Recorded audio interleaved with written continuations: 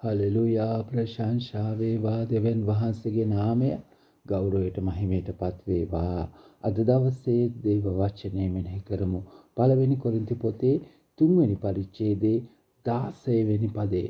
නුඹලා දෙවියන් වහන්සේගේ මාලිගාව බවද දෙවියන් වහන්සේ ආත්මයන් වහන්සේ නුඹලා තුල වාසය කරන බවද නොදනිවිද? හලෙලුයා. උන්වහන්සේගේ වචනේ ඉතාමත් වැදගත් දෙයක් කියනවා පාවුතුමාද දවසේදී. අපි දෙවියන් වහන්සේගේ මාලිගාව බවද දෙවියන් වහන්සේගේ ආත්මයන් වහන්සේ අප තුළ වාසය කරන බවද අපි දන්නවද කියලා පාවුතුමා අහනවා.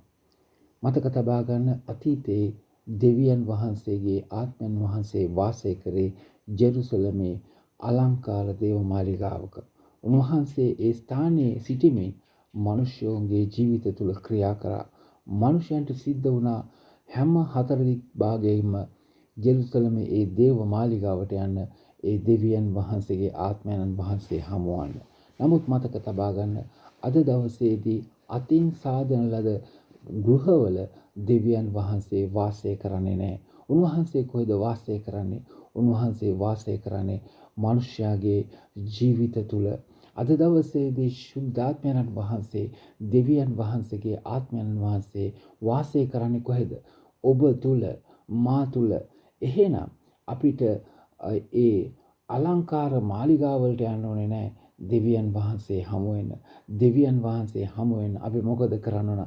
අපි උන්වහන්සේත් එක්ක අපගේ ආත්මය තුල අපි කතා කරන්නට අවශ්‍යයි. අපේ ආත්මෙන් උන්වහන්සේත් එක්ක සම්බන්ධ වෙන්න අවශ්‍යයි. අද දවසේ නොයෙකුත් ස්ථානවල විශාල දේවස්ථාන තිබෙනවා. මතක තබා ගන්න.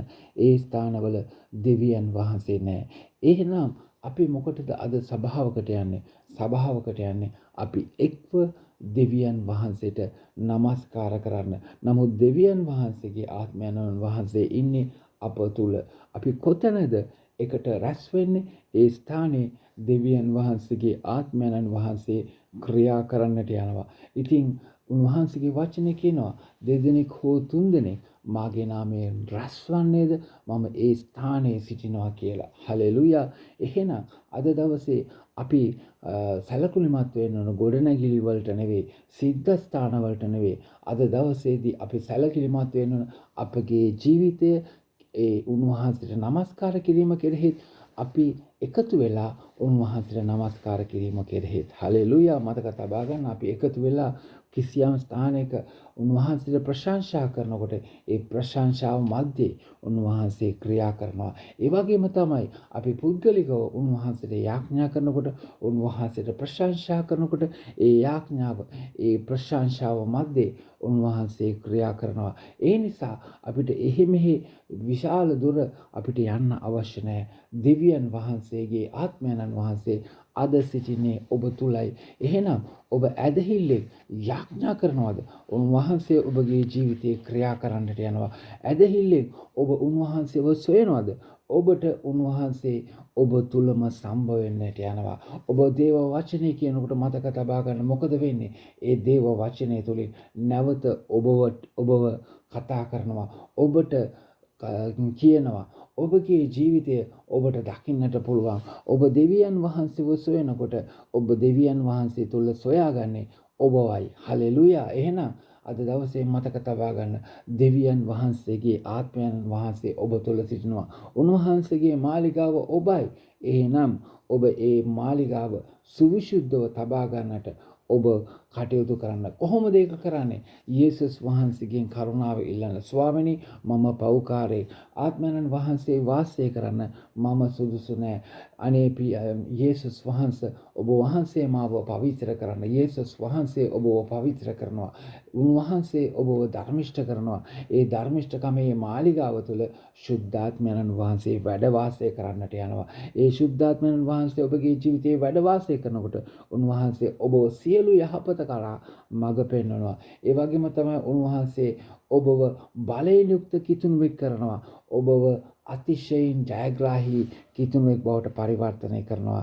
එහෙනම් අපි යාඥා කරමු. ආදරණීය පියාණන් ඔබට ස්තුති කරනවා. ඔබ වහන්සේගේ වචන නිසා ස්වාමිනී ශුද්ධාත්මයන් වහන්සේ ඔබ වහන්සේ අප තුළ වාසය කරමින් අපව ඔබ වහන්සේගේ මාලිගාව කරගෙන තිබෙන නිසා ස්තුති කරනවා. ශුද්ධාත්මයන් වහන්සේට ඔබට නිරන්තරයෙන් අපේ ජීවිතයේ ඉඩ දීලා මුළු ජීවිතේම ඔබ වහන්සේ තුල කැප කරලා යේසුස් වහන්සේ තුල යහපත් මාර්ගයේ ගමන් කරන්න අපි හැම කෙනෙකුටම උපකාර කරන්න මා යාඥා කරනවා. අපි යන්නේ මේ වචන අසන සියලු දෙනා ඔවුන්ගේ පවුල්වල සියලු දෙනා අද දවසේ සියලු අනතුරු වලින් සියලු ආබාධ වලින් සියලු ලෙඩ රෝග වලින් ආරක්ෂා කරන්න. ඔවුන්ට ආශිර්වාද කරන්න. ඔවුන්ට මඟ පෙන්වන්න. ඔවුන්ගේ සියලු කටයුතු ඔබ වහන්සේ සාර්ථක කර දෙන්න. ඔවුන්ට ජය, සතුට, ප්‍රීතිය ඔබ වහන්සේ ලබා දෙන්න. යේසුස් වහන්සේගේ බලවන්ත වූ ජීවමාන නාමයෙන් ඉල්ලනවා. ආමෙන්. ඔබ සැමට ජේසු පිහිටයි.